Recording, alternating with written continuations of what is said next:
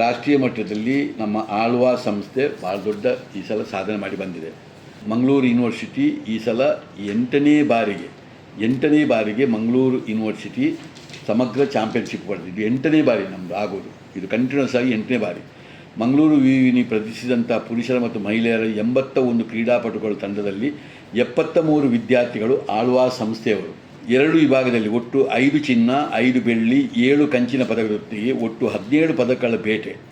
ಪದಕ ವಿಜೇತರಲ್ಲೆಲ್ಲರೂ ಆಳ್ವಾಸಿನ ವಿದ್ಯಾರ್ಥಿಗಳು. ಪದಕ ಪಡೆದಂಥ ಎಲ್ಲ ವಿದ್ಯಾರ್ಥಿಗಳು ಆಳ್ವಾಸಿನ ವಿದ್ಯಾರ್ಥಿಗಳು.